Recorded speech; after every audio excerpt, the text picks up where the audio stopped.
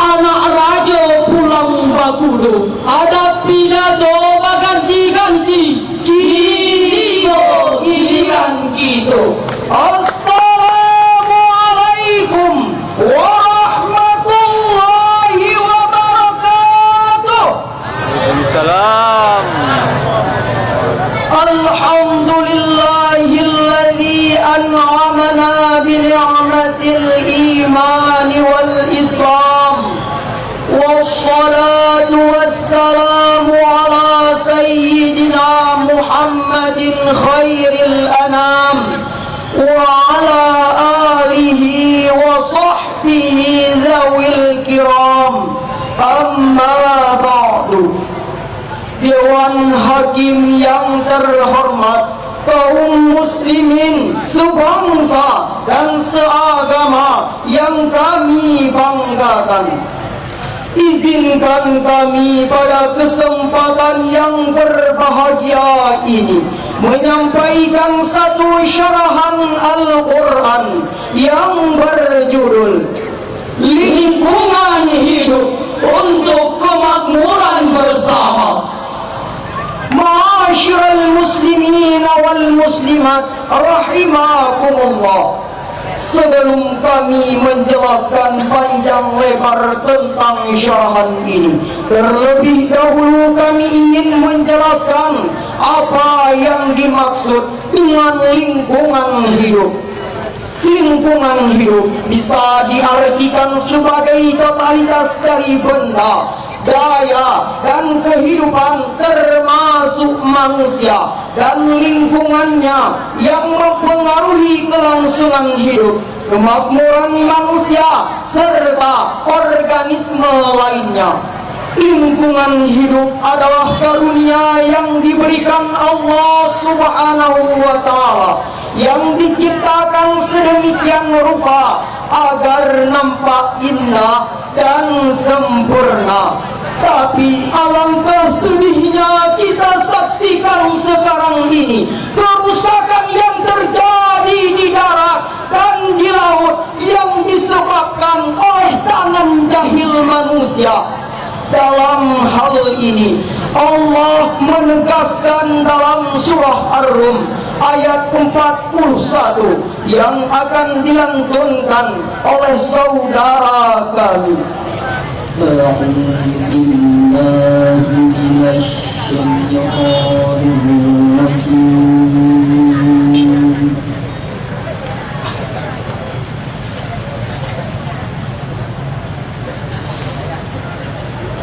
Bismillahirrahmanirrahim.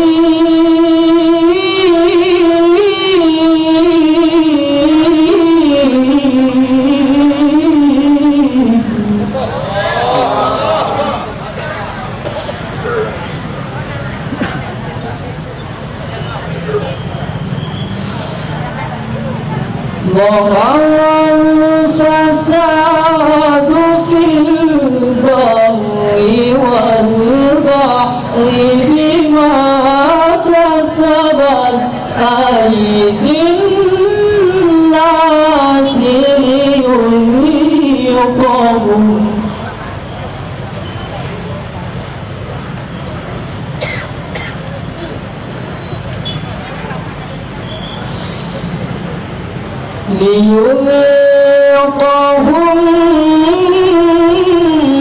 بعض الذي عملوا لعلهم يرجعون.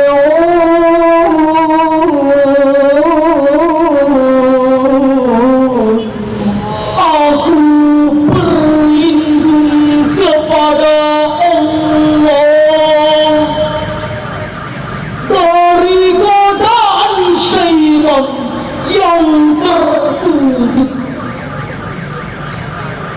dengan menyebut asma Allah yang Maha Pengasih lagi Maha Penyayang.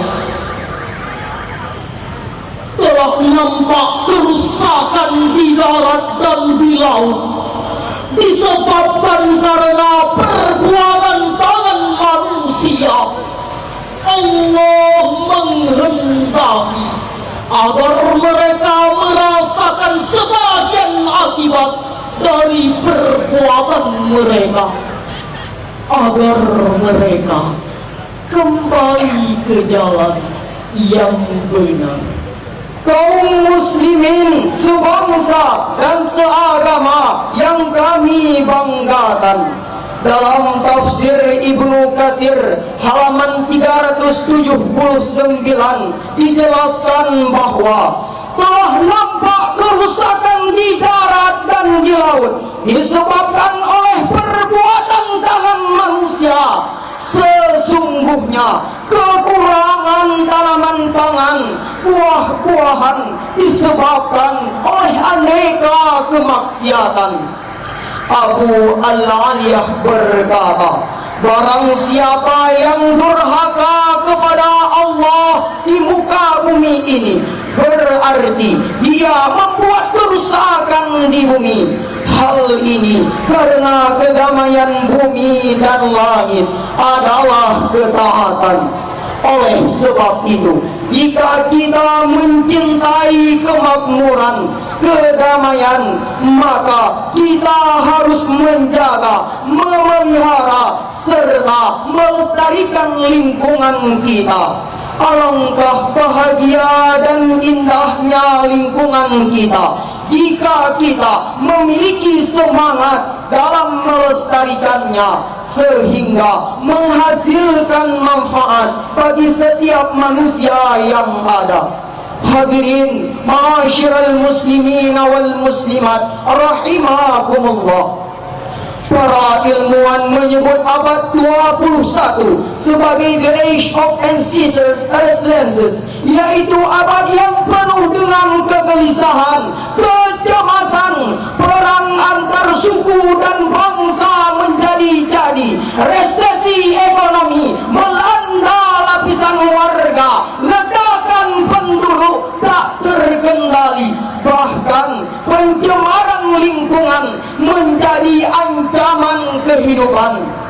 Kondisi tersebut jelas telah menimbulkan beban psikologi bagi kehidupan masyarakat. Akibatnya masyarakat menjadi serba salah, Hati menjadi resah gelisah, jiwa terasa hampa dan merana, semangat hidup tiada dan enggan berkarya. Bahkan yang paling parah lagi, munculnya penyakit kejiwaan. Na'udzubillah, thumma na'udzubillah. Ma'asyiral muslimin wal muslimat rahimakumullah. Padahal Multatuli telah mengibaratkan bumi Indonesia laksana jamrud yang berada di daratan Khatulistiwa. Quraisy Shihab juga mengibaratkan tanah Indonesia bagaikan sekeping tanah surga yang dihamparkan di persada Nusantara. Dua ungkapan tersebut menggambarkan betapa elok dan indahnya alam kita ini. Kita negara kaya, sumber daya kita potensial, tanah kita pun subur. Namun kenyataannya masih banyak rakyat kita yang berada di bawah garis kemiskinan. Bayi-bayi kekurangan gizi, pelajar putus sekolah, bahkan rakyat banyak yang mati karena kelaparan. Mengapa hal ini terjadi? Hal ini disebabkan sumber daya alam yang kita miliki belum bisa dimanfaatkan oleh bangsa kita sendiri, melainkan dieksploitasi, dikikis habis oleh bangsa aksi penjajahan gaya modern. Hadirin hadirat ma'asyiral muslimin rahimakumullah. Bahkan akhir-akhir ini, akibat kecongkakan tangan-tangan manusia itu sendiri yang dibungkus sains dan teknologi, telah menipis habis keramahan alam, sehingga yang nampak adalah krisis lingkungan, polusi, malapetaka atomik, menipisnya lapisan ozon di atmosfer, serta ancaman terjadinya hujan api di beberapa belahan dunia. Fenomena tersebut menandakan ketidakharmonisan hubungan antara manusia dengan lingkungannya. Akibatnya dirasakan oleh manusia itu sendiri. Sebab if the heritage restored will give function, but if not it would make destroy. Jika alam lingkungan dipelihara akan berguna, tetapi jika dibiarkan akan menimbulkan bencana. Begitulah ungkapan Edward Buckle dalam History of Civilization in England, dengan rujukan firman Allah dalam surah Al-Hijr ayat 19 sampai 20 yang akan dilantunkan sebagai berikut.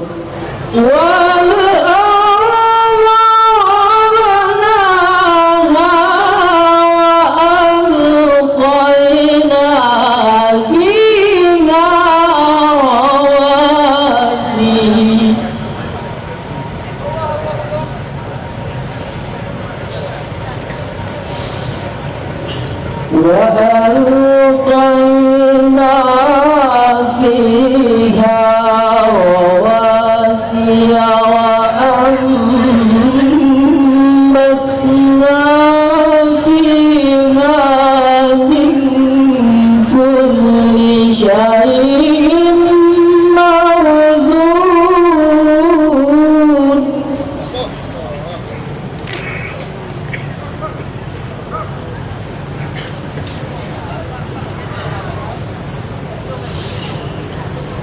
وجعلنا لكم فيها معايش ومن لستم له برازقين.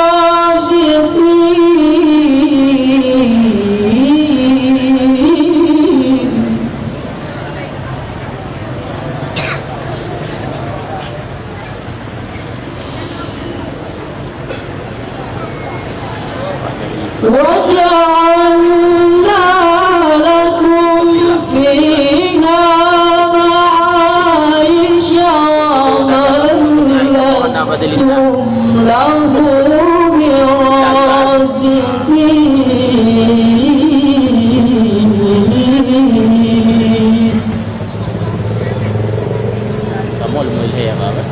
صدق الله العظيم.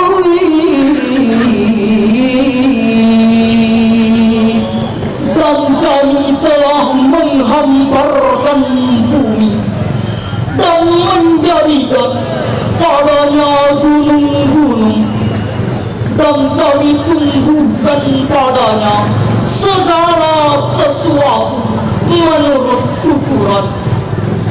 Dan kami telah menciptakan untukmu di bumi keperluan-keperluan hidup, dan kami menciptakan pula makhluk-makhluk yang kamu sekali-kali bukan pemberi rezeki kepadanya. Maha benar Allah yang Maha Agung atas segala firman-Nya. Kaum muslimin pencinta syarhil Quran yang kami banggakan, Profesor Dr. Muhammad Quraisyihab di dalam tafsir Al-Misbah halaman 263 menyebutkan bahwa kalimat wa ambatna fiha min kulli syai'in mauzun, dan kami tumbuhkan padanya segala sesuatu menurut ukuran. difahami oleh sementara ulama dalam arti bahwa Allah Subhanahu wa Ta'ala menumbuh kembangkan di bumi ini aneka ragam tanaman untuk kelangsungan hidup, dan menetapkan bagi tanaman itu masa pertumbuhan dan penuaian tertentu sesuai dengan kuantitas dan kebutuhan makhluk hidup. Demikian juga Allah Subhanahu wa Ta'ala menentukan bentuknya sesuai dengan penciptaan habitat alamnya.